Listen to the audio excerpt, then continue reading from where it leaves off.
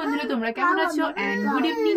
আর দেখো, শীত তো প্রায় চলে যাচ্ছে, তাই তো? কিন্তু এই মোটা মোটা জ্যাকেট এগুলা ভাঁজ করতে কত জায়গা লাগে তোমরা তো জানোই, অনেক বেশি জায়গার দরকার হয়। তার জন্য আমি ভাবলাম যে একটা ইজি প্রসেসে আমি ভাঁজ করা আমি তোমাদেরকে দেখাতে চাই।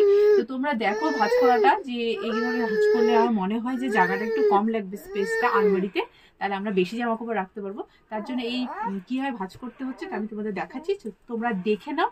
তাহলে আমি আমি আমি মনে করি যে তোমরা এটাতে অনেক তোমাদের হেল্প হবে, আর তোমরা অনেক বেশি জায়গা পাবে আলমারিতে। তো চলো কিভাবে জ্যাকেটগুলো ভাঁজ করলে আমাদের কম জায়গার মধ্যে অনেক বেশি জিনিস রাখতে পারি সেটা আমি তোমাদেরকে দেখিয়ে দিই।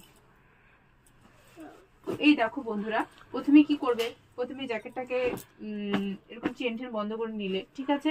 এবার কি করবে, এবার যেটা করার আছে, আমি মনে করি আমি এভাবে করে দেখছি, আমাদের অনেক বেশি জিনিস আমরা রাখতে পেরেছি কম জায়গার মধ্যে, বিশেষ করে জ্যাকেট, মোটা মোটা জ্যাকেটের ক্ষেত্রে বলছি। তো তোমরাও এটা কিন্তু বাড়িতে একবার ট্রাই করে কিন্তু দেখো। ট্রাই করলে আমার মনে হয় যে তোমাদের অনেক উপকার হবে, এটাতে অনেক স্পেস বেঁচে যাবে।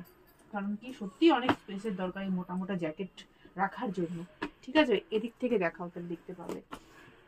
তো দেখো, প্রথমে এইভাবে চেনটা বন্ধ করে এটাকে উল্টে এভাবে ফোল্ড করে নিলে, ঠিক আছে, একদম বুঝতে পারছো।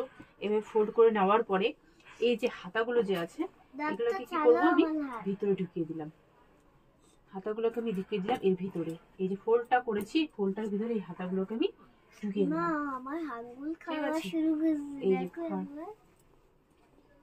আর বাকি যে অংশটা থাকলো সেটাকেও আমি এর ভিতরে ঢুকিয়ে দিলাম। সো বন্ধুরা, তোমরা দেখতে পাচ্ছ এইভাবে করে যদি জ্যাকেটগুলোকে যদি ভাঁজ করো, এই দেখো অল্প জায়গার মধ্যে এত বড় জ্যাকেটটাকে আমি ভাঁজ করে দিলাম।